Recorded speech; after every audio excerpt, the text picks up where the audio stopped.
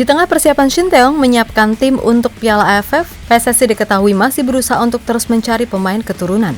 Maklum, di bulan Maret serta Juni nanti, 4 pertandingan benar-benar akan jadi sangat krusial. Nah, setelah kemarin Ole Rummenigge secara sah udah ketemu Pak Erik, kini kabarnya akan ada 2 nama baru yang terbilang akan intens dikebut. Yang mana jelas, posisi penyerang dan gelandang adalah prioritas. Dan 2 nama itu jatuh kepada Emiliano Jonathan serta Jairo Riedewolf. Untuk Emiliano sendiri, sebelumnya ia pernah berkata kalau ia masih mempertimbangkan matang terkait ajakan PSSI untuk memperkuat timnas Indonesia. Namun baru-baru ini, Emiliano sendiri secara tersirat mengatakan kalau ia bisa memberikan dampak nyata di lini serang tim Garuda. Kalau Jairo ini pemain emang kayaknya udah siap dinaturalisasi. Bahkan ia sendiri juga udah mulai rutin melihat timnas bermain. Namun yaitu, kendala cedera yang membuat segalanya disinyalir tertunda. Ya, bila berkaca pada situasi May Silgers dan Kevin Dix, ada baiknya Emiliano dan Jairo benar-benar segera memprioritaskan timnas Indonesia. Bukan apa-apa, karena jika masuk proyek yang sedang disusun oleh PSSI, sudah pasti mereka akan jadi bagian penting dari tim yang sedang mencoba menggapai mimpi ke level tertinggi.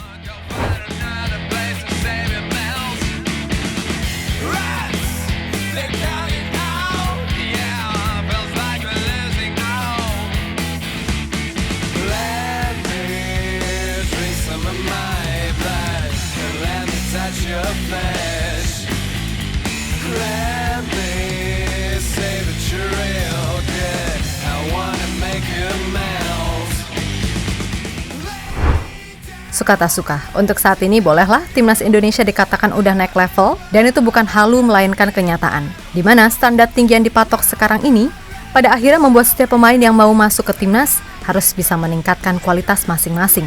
Nggak melulu dari liga luar negeri, tapi yang dari Liga 1 pun juga bisa kok bersaing. Contoh nyata ya sudah pasti Rizky Ridho. Meskipun saat ini cuma main di liga lokal, tapi Ridho mampu membuktikan selama komitmen dan kerja keras itu terjaga, maka selama itu pula Coach Shin akan tetap percaya padanya, kan gitu. Dan bicara soal level, ya tadi, kita ini udah meningkat. Kalau sebelumnya, kita bisa dak-dikser kala timnas ketemu Thailand, Malaysia, dan Vietnam. Kini kita deg-degannya beda, karena timnas udah berhadapan dengan tim-tim macam Australia, Jepang, dan Arab Saudi. Dan ingat, ini levelnya udah level yang ibarat kata selangkah lagi Piala Dunia. Jadi ya masuk akal kan? Apalagi sekarang ini peluang Indonesia masih terbuka, mengingat jarak poin yang terbilang sangat tipis. Dan hebatnya lagi, Indonesia yang semula dianggap ceng-ceng po, kini nangkring di posisi 3 klasemen sementara, dengan jarak cuma 1 poin dari Australia di posisi 2. Yang mana artinya, kalau kita bisa ambil 9 poin dari Australia, Bahrain, dan China, ya udah peluang lolos langsung ke Piala Dunia itu beneran terbuka. Jangan bilang nggak mungkin, karena setelah 6 pertandingan yang dilalui semua tim, secara level dan kualitas, kita nih selevel kok sama tim-tim di grup C kecuali Jepang. Jadi ya harusnya nggak ada alasan lagi buat minder ini itu.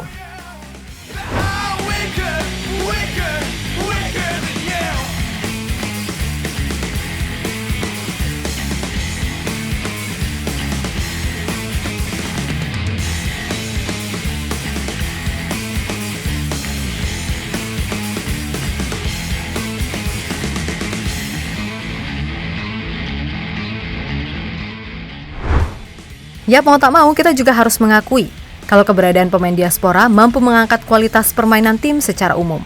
Namun dari semua itu tetap ada yang namanya kekurangan.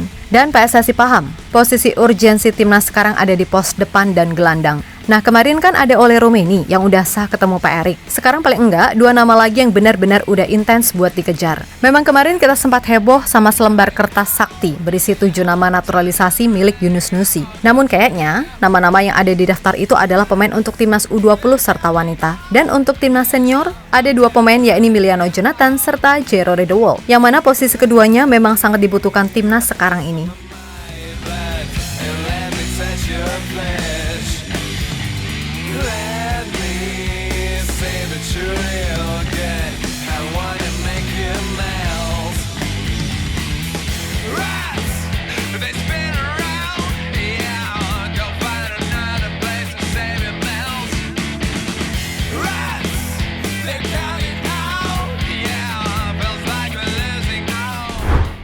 Yap, ngomongin soal Emiliano, ini pemain emang jadi salah satu pemain depan yang diinginkan publik selain Ole Rummenigge. Terlebih, ini pemain memang punya kemampuan mencetak gol yang teruji walaupun berposisi sebagai winger. Nah, baru-baru ini, Emiliano sendiri menjelaskan alasan kenapa PSSI menghubungi dan ingin dirinya gabung ke timnas Indonesia. Berbicara dengan media asal Belanda, yang kemudian direpost ulang oleh Gol Indonesia. Miliano mengakui kalau PSSI memang intens mengontak dirinya. Dan saat ditanya oleh reporter soal kenapa PSSI yang begitu ngebet memanggilnya, walaupun secara level ia cuma pemain divisi 2 Belanda, Miliano pun mengatakan, karena Indonesia belum memiliki penyerang sayap sepertinya yang punya spesialis mencetak gol, sehingga kehadirannya akan memberikan impact nyata bagi tim.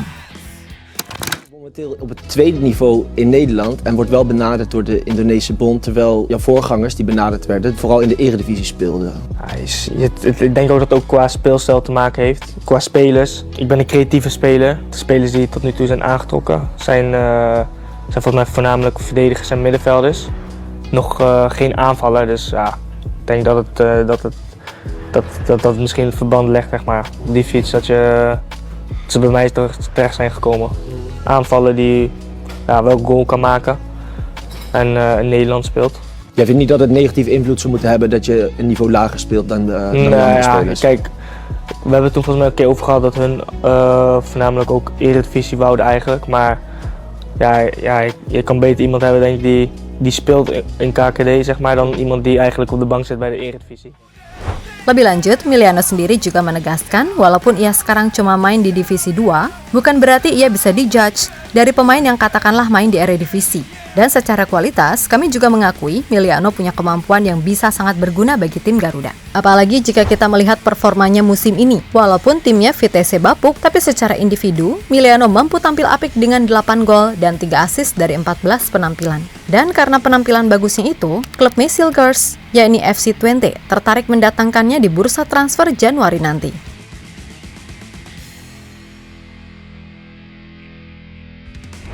Yap, jika nantinya Miliano Jonathan gabung ke Twente, itu akan jadi peningkatan karir baginya. Walaupun di satu sisi, bisa aja Miliano berubah pikiran lagi, karena peluangnya untuk masuk ke timnas Belanda pun juga lebih terbuka. Namun di sana ada Mesilgers, yang pasti bisa kok tipis-tipis membujuk Miliano untuk memilih Indonesia. Yap, sama seperti Kevin Dix, Mes disinyalir menegaskan untuk lebih baik memilih Indonesia yang sudah pasti akan memberikan jaminan tempat. Apalagi di posisi wing kanan, Indonesia belum punya pemain yang benar-benar konsisten. Terlebih dengan keseriusan PSSI untuk mengembangkan proyek lolos Piala Dunia, Miliano diharapkan bisa tetek hati untuk memilih Indonesia. Jangan bilang nggak mungkin, karena dulu Ole, Kevin, dan Mes juga seperti itu, tapi nyatanya Pak Erik mampu kok meyakinkan mereka, kan gitu.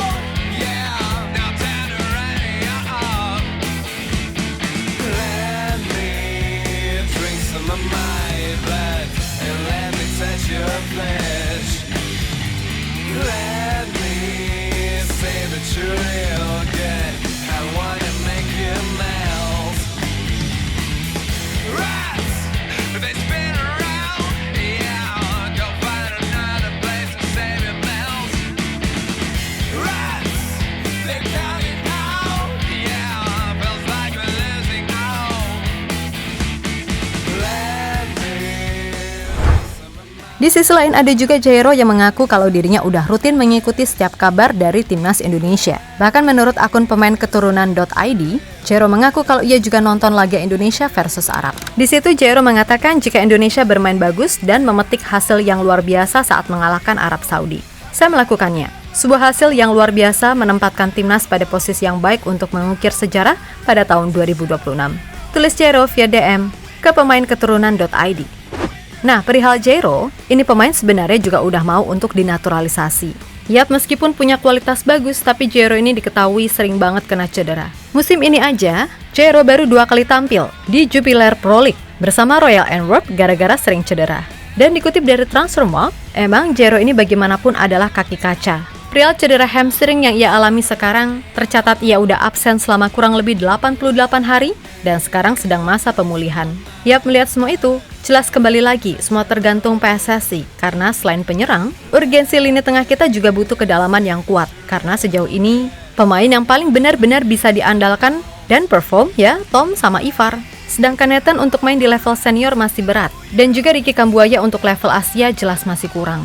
Tapi ya gimana lagi, mudah-mudahan Jairo ini bisa benar-benar pulih karena ya itu tadi, secara kualitas dan jam terbang, ini pemain levelnya jelas nggak main-main gitu loh.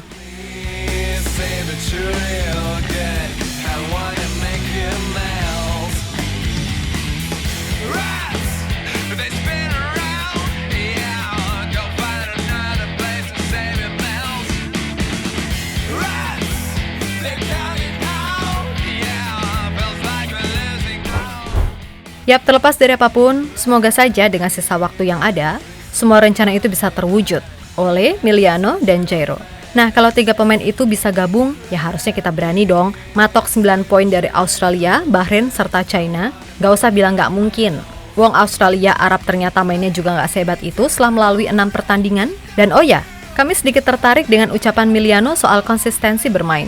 Yang mana itu ada benernya juga sih. Gak apa-apa main di divisi 2 asalkan rutin. Tiap minggu main daripada gabung ke tim yang levelnya di atas tapi gak pernah main. Bahkan nih, seperti Asnawi dan Arhan terlepas dari mereka beda posisi, kami lebih bisa menerima kalau Asnawi yang masuk ke timnas gak ketung jadi pelapis Kevin ataupun Sandy. Alasannya pasti, walaupun Asnawi cuma main di Thailand dan Arhan di Korea, tapi tiap minggu Asnawi ini rutin bermain di tim utama. Lah Arhan, masuk DSP aja enggak? Jadi salah satu hal yang kami kritisi dari STY ya sudah pasti soal pemanggilan Arhan ini. Parameternya apa? Bahkan sama Edo Febriansyah secara menit bermain masih mending dia gitu loh, walaupun mainnya di liga lokal. Kalau Arhan dipanggil cuman buat ngelempar bola, ya berarti lucu aja gitu. Mengingat soal standarisasi timnas yang katanya udah tinggi. Maaf nih, bukan maksud kami sentimen sama Arhan, tapi ya ini objektif aja. So mudah-mudahan semua pemain bisa membuktikan kapasitasnya di klub masing-masing. Karena kembali lagi, impact-nya adalah ke timnas. Terus soal Marcelino gimana? Ya, di luar dari penampilan gemilangnya saat melawan Arab, gak bisa ditutupi juga kalau ia juga nyaris gak pernah main saat masih di Belgia dan di Oxford pun juga belum main di tim utama. Tapi kalau Marcel, kami lihat ada progres karena kini ia udah mulai masuk ke tim utama walaupun masih jadi cadangan. Dan menurut pelatih Oxford, akan ada waktu bagi Marcel untuk segera debut karena sejatinya sepak bola Inggris itu berbeda. Contoh nyata lainnya ya ada di Nathan Chuaon. Sebelum pindah ke Swansea, ia adalah pemain reguler di level Eredivisie. Tapi nyatanya itu belum cukup mampu membuat dirinya bersaing di Championship. So sekali lagi, tetap semangat Garudaku. Dan mudah-mudahan Ole, Emiliano, serta Jairo bisa segera resmi membela Indonesia. Oke?